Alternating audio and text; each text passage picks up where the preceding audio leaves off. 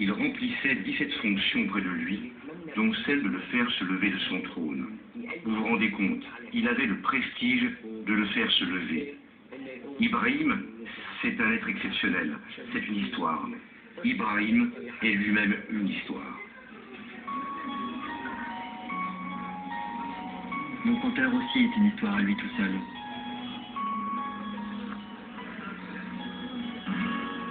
Et je me laisse bercer encore un peu par le souk al-Ahmadieh. J'espère y trouver des héros prêts à me raconter leurs épopées, mais ne croisent que des demi-dieux et leurs boniments. Un président au milieu de boîtes de chocolat sans surprise, le Père, le Fils et le Saint-Esprit m'invitant même à l'isolement.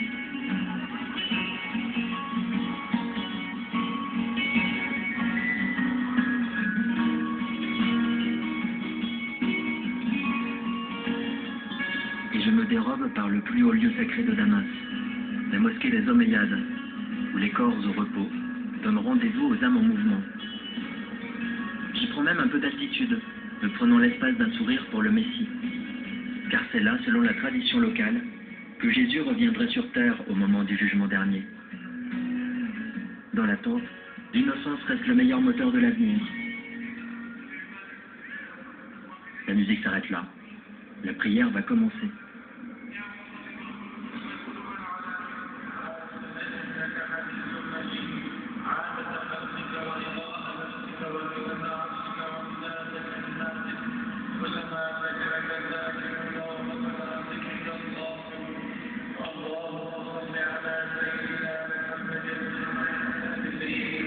Au pied des chaînes, les femmes implorent les cieux pour qu'il fasse moins chaud.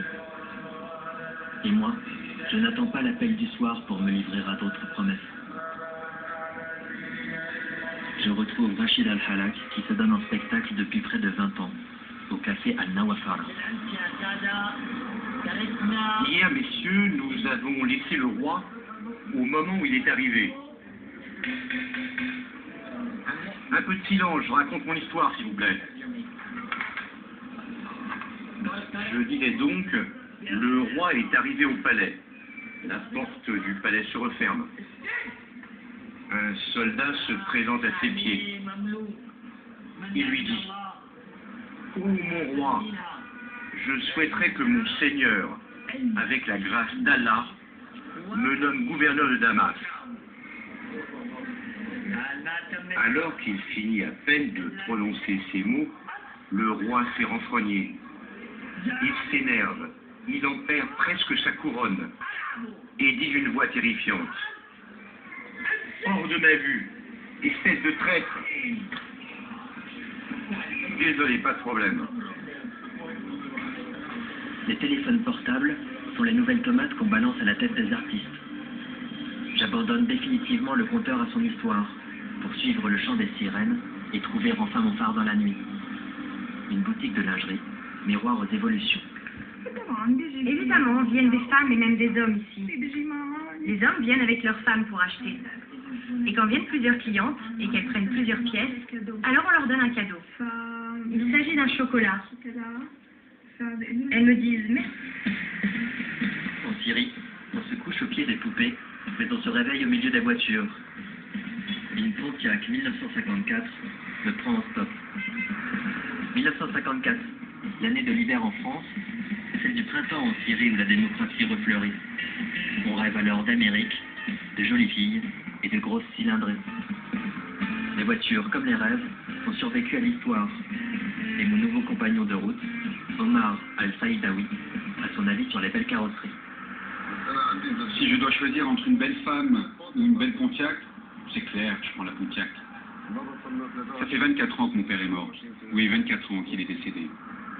Et jusqu'à maintenant, je sens encore son odeur à bord. C'est pour cela que j'aime cette voiture et que je souhaite la conserver. Elle me ramène au passé et à mes souvenirs. J'aime beaucoup vivre dans le souvenir. À son contact, je me sens apaisé et dans un autre temps. Elle m'éloigne du stress de la ville et de l'univers du travail. Elle peut monter jusqu'à 160, 170 à l'heure. À cette vitesse-là, beaucoup de gens me regardent alors que je les double. Ils sont surpris qu'une telle voiture puisse rouler à cette allure. Ils s'étonnent beaucoup parce qu'une voiture du passé les dépasse. Mais je ne le fais pas souvent. J'ai peur de leur regard et du mauvais œil. Que Dieu me protège. Depuis Damas, je veux rejoindre Alep par la côte. Pour l'heure, j'ai prévu de faire halte au cœur d'un désert de pierre, à 1300 mètres d'altitude, au monastère chrétien de Marmoussa. Là-bas, 263 marches et beaucoup d'espérance séparent la nuit du jour et Mohamed de Jésus. Aux aurores, l'alchimie qui s'empare des lieux relève de la magie des petits matins du monde. On peut rester indifférent face au mystère de la foi, pas face à un lever de soleil. Selon la légende, il y a très longtemps, le fils du roi d'Éthiopie arriva en Syrie après avoir renoncé au trône.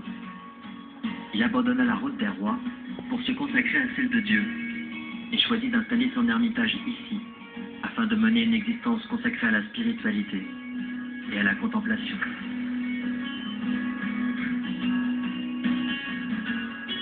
Avec le temps, il arrive que les grottes se transforment en forteresses. La poussière y est plus chaude.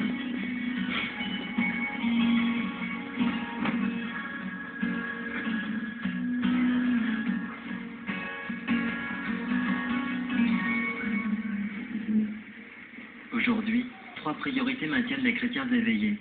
Le travail, l'hospitalité sans condition et la prière. Les moines aident les chrétiens et musulmans à se rapprocher. Ici, Dieu s'appelle Allah.